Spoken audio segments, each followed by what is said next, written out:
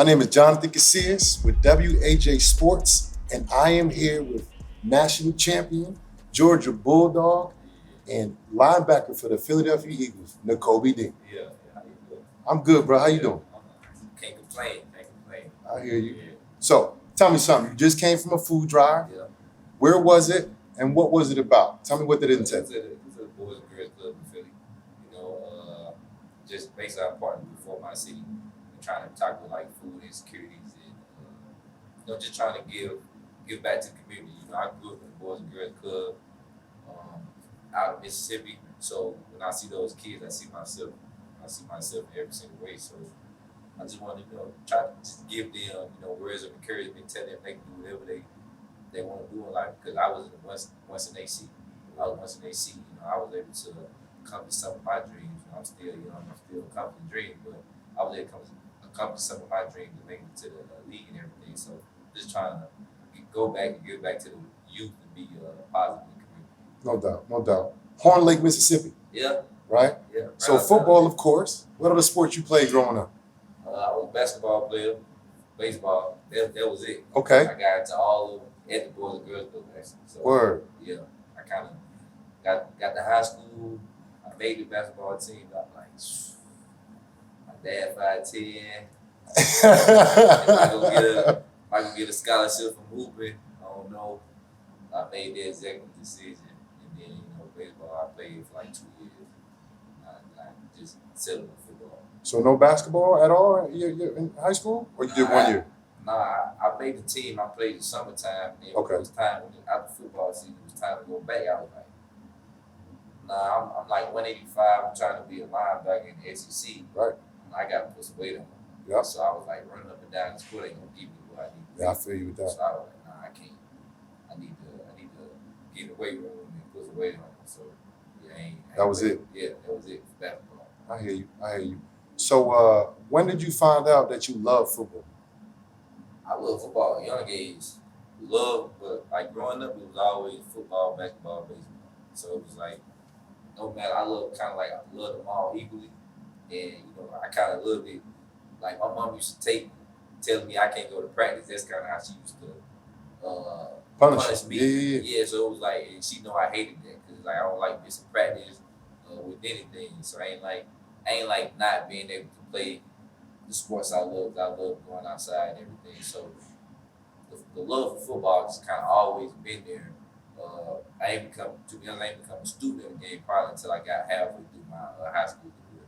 Okay. Yeah. Okay. And then you're talking about being a student of the game. Yeah. But you're also a student in engineering. Yeah. So what made you choose engineering, and was it something in high school, before high school, and was it any programs that you was involved in early in age? My mama always pushed education. I grew up in a single parent house with my mom, my brother, my sister. She always held education to a high standard. Like we didn't have any D1 athletes in our family or athletes that went to college, period. So it was never even like a thought of my mother's mind, like, oh, you need to play ball to make it now. You need to be doing good at school. So she always pushed education. But growing up, my mama, she a disabled veteran. So she used to always take us to the VA. Sometimes she'd have appointments. So I'd be at the VA and I'd see people with like losing limbs and everything. I used to always think like, man, like it's crazy not to have a certain limb, like not to have an arm, not to have a leg. So when I was going to make my college decision of what I wanted to do, I kind of came to, I wanted to design and build like prosthetics. And I thought like I could do that through engineering. I could be a mechanical engineer. I could do like from a pre-med track. But I ain't like chemistry, so I dropped the pre-med track. But after I learned I could still do prosthetics, just doing straight engineering, that's kind of like what led me to do that in college. So you did 3 years. 3 years. At Georgia. Didn't get your degree quite yet. Are you working on it? You gonna get it soon? Yeah, working How that's on it. looking? Working on it. I just took 2 classes this off season, so I'm just chipping away at it. I got about 26 credit hours left. 26 credit hours left, so I'm gonna finish. The only thing I can think about is all the hours I spent up doing work in college. So I can't let them go for that. I hear you. Yeah. I hear you. So you big in the community. We're gonna speak about that a little bit more, what you're doing now. But when you were in high school, did you do anything in high school? And while you were at Georgia, what were you doing in Georgia too? So in high school, my mama she made us do a lot of community work. She worked with community affairs. Shout out to moms, bro. Yeah, Big shout out to moms, bro. Really involved in my life. Word. She made us do a lot of being a single parent. She made us do a lot of. She worked with community affairs in Tupelo County, Mississippi. So it was like she did a lot of community stuff in Tupelo. So if it was trash pickup on the side of the road, if it was anything, book bag giveaways at the Boys and Girls Club, anything, she had us up early on Saturday mornings out there with her. You know, she didn't never want us to have too much dormant time to get in trouble. So she always brought us with her. She always told us the importance of giving back. She used to do this thing called like 12 Days of Christmas. Mm-hmm. So like 12 days leading up to Christmas, we'll do something to like give back to the community. Either buy toys for kids, do toys for tots, feed the homeless, things like that. So it was always, she always had us doing stuff like that growing up. Then when I got to college, I did kind of take a backseat to it just because first year, first time being away from home, we did get to go home. We get to go home too because we played every New Year's Day or day before New Year's or January 1st. So we get to go home like 2 days before Christmas. She'll probably make me do a community service event. Little toy drive or something like that? Yeah, the 23rd, I let fly in, land, make me do something that night. Then that's really the only time we had a chance to do something. But then my last semester in college, I actually went, we was able to do NIL. So we were basically able to use our name, image, and likeness to do stuff. I kind of use it in a positive way. Of course, I turned to the Boys and Girls Club in Athens. Okay. Turned to the Boys and Girls Club in Athens, so I was able to do things like take them on an engineering tour of an engineering factory that was in Athens. That's fire. It was a private That's company. Dope. Got in contact with them. I was able to take them on there. I was able to get them tickets to the game. I was able to, just talk to them. I was able to do a Thanksgiving food drive from the Boys and Girls Club and everything like that. So that the NIL basically led me to be able to use my name and say, yeah, I'm doing it, and I'm being able to use my NIL money to just give back to the community a little bit. That's what's up. Now you can work with them people and you ain't got to spend your own money. Oh yeah. So boom. It wasn't, I won't say it was necessarily my money, but I was able to go to something you wasn't able to do. I was able to go to like a shop, right, or a program, be like, right. I'm trying to do a Thanksgiving giveaway. Can y'all give me some turkeys? Right. I play for the Georgia Bulldogs. Y'all give me some turkeys. I can put y'all name on a little banner or whatever, or a little flyer. They was like, yeah, we'll give y'all 10 turkeys. We'll give y'all a canned goods. Right. So it was things like that I was able to do. Yeah, that's dope. So tell me, what's Dogs for Pups? And what did you get? How did you get that thing started? What is it? Yeah, so Dogs for Pups was just kind of something that we did in Georgia. When it was around COVID, a little before COVID, a little after COVID, when the world, the U.S. was kind of shut down. Yeah, it was kind of, and it was around the whole George Floyd thing and everything. So we kind of used to have like meetings as a team, like just to make sure our mentals was right. Right. Because a lot of people was going through mental health stuff. Yep.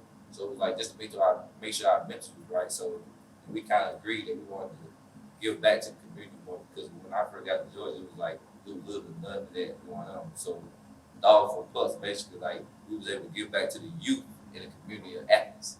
So we basically was able to just raise a lot of money from either accent or just doing little things like that to just raise the money, give back to the youth and like to the schools of Athens, Clark County. Are y'all working with them personally? Like you and the other Bulldogs, y'all work with them personally? So we was able to go to schools and or go to like little schools or like little clubs. They weren't boys, but little clubs and talk to the kids. Right. That's probably the most. We was able to talk to the kids, read to the kids. Like during reading day, we went around, was able to read to the kids, do things like that, and just have more of a personable, like, even if we went up there, it's like not even all the time we just talk.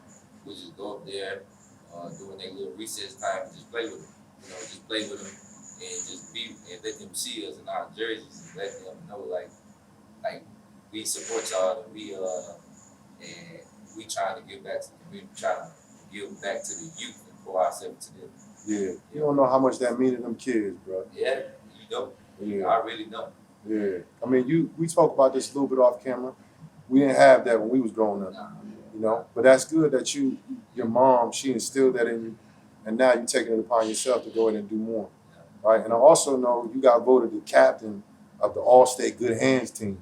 What did that mean to you when you got voted captain for that? I mean, it meant a lot, because to even get like nominated to be one of the captains for the year, it was like. To be on the all-state Good Hands team, you gotta have community service hours. You gotta have certain things that you did in the community in college.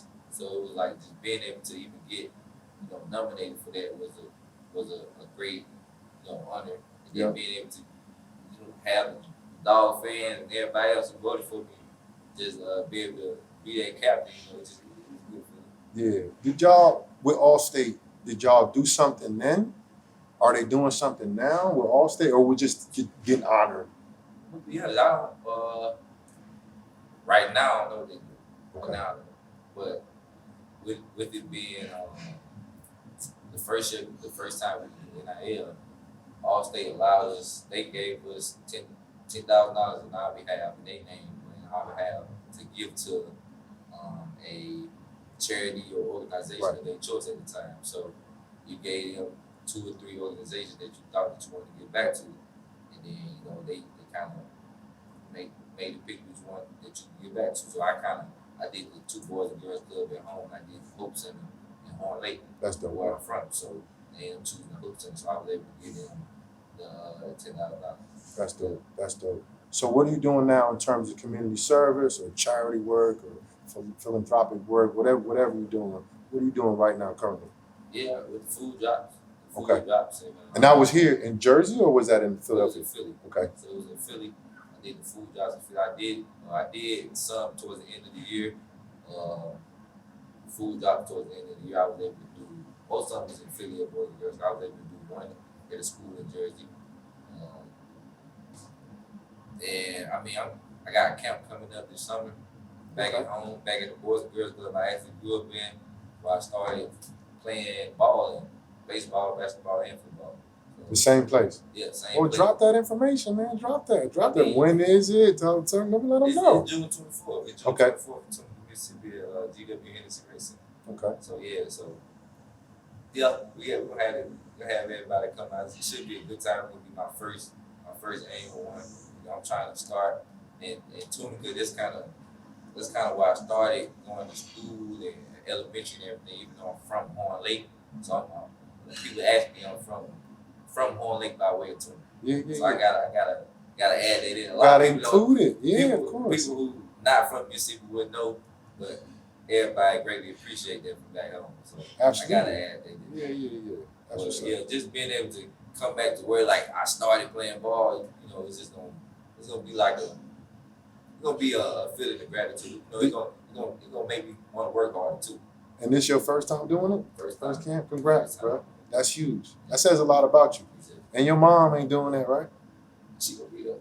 No. Because your mom was the one that put that battery in your back before. Oh, yeah. This you though, right? This me. This you. Yeah, this me. Yeah. Nah, I know she gonna be there now. Yeah. Really, after I got to college, it was all me. My mama knew the type of schedule I was on with engineering the ball. She didn't press me to do nothing else. But so she kind of put that already instilled in me. So I guess you could say indirectly it's my mom. Oh, for sure. Yeah, it definitely all me. So, but she definitely was spread because she loved, like I said, she loved giving back. So she spread all anything that she can, and I'm giving back to her. So me and you similar in that regard. I felt obligated with the platform, with the NFL Shield, with the platform that we had. do you feel obligated to give back to wherever you're at? 100%. 100%. I feel like it's for me to be in the position that I have and everything that I've been blessed with. I feel like I feel like a certain obligation to go back to Horn Lake, Mississippi, give back those camps to the county, Mississippi, and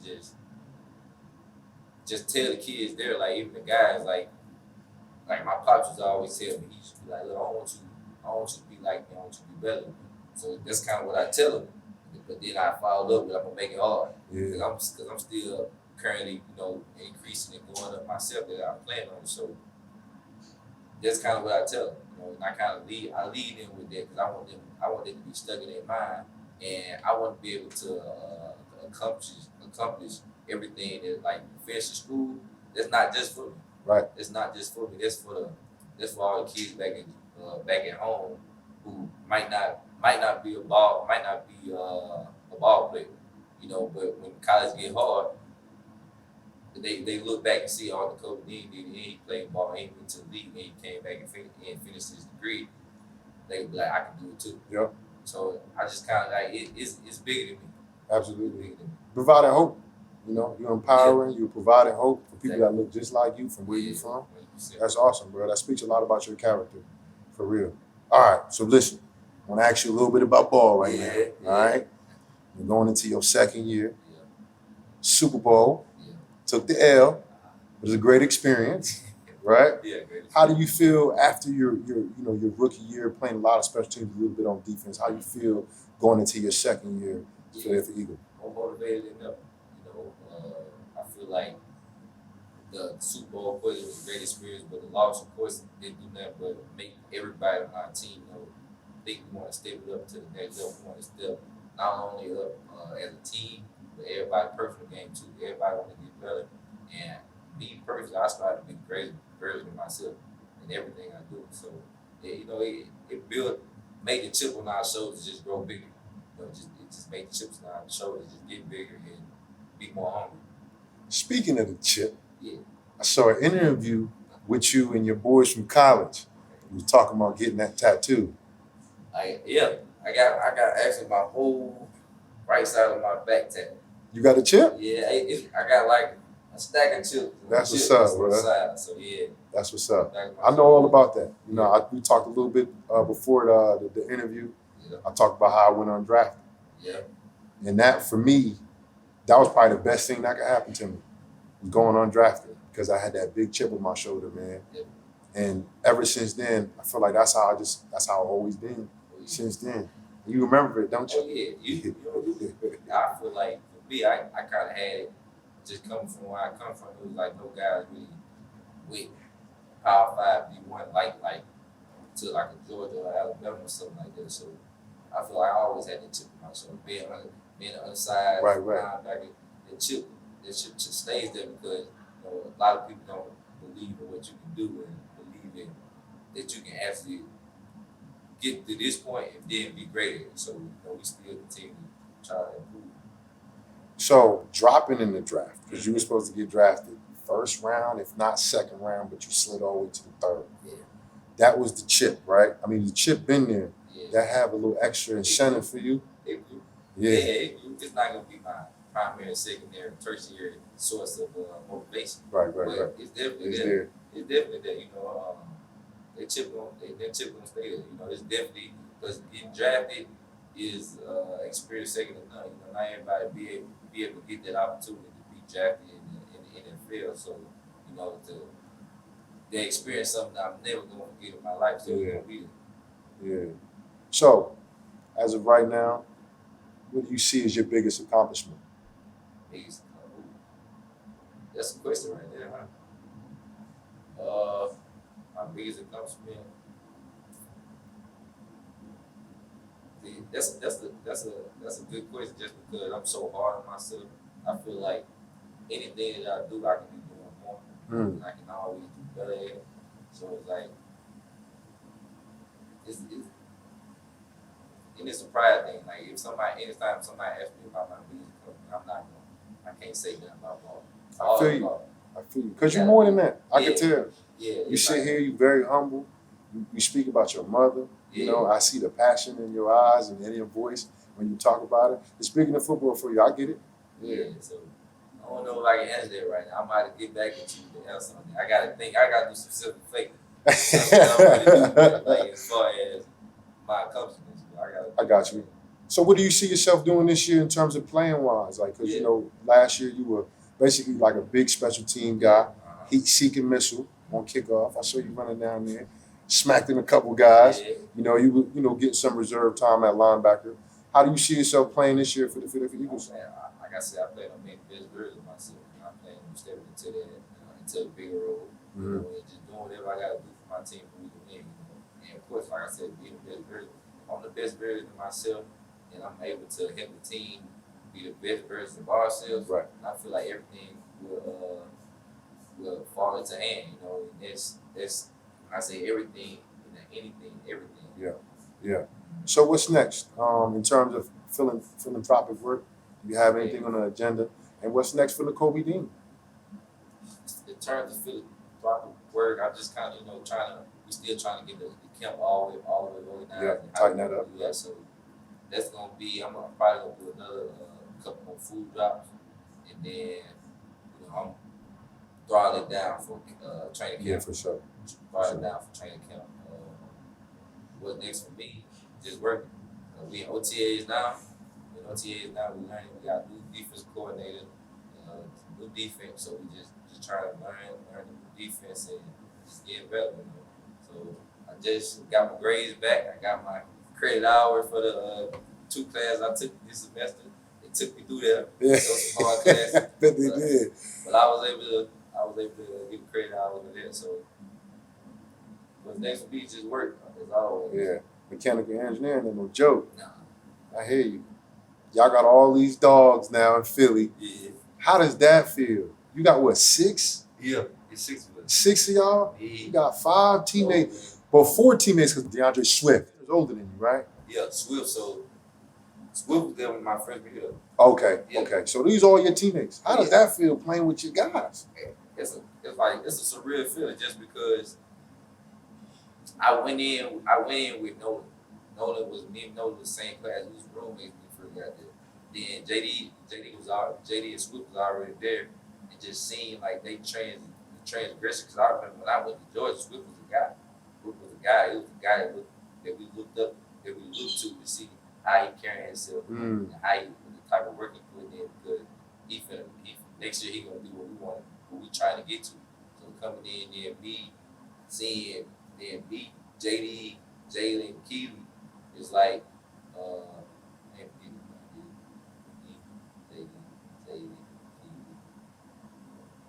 you missing somebody. They gonna be mad.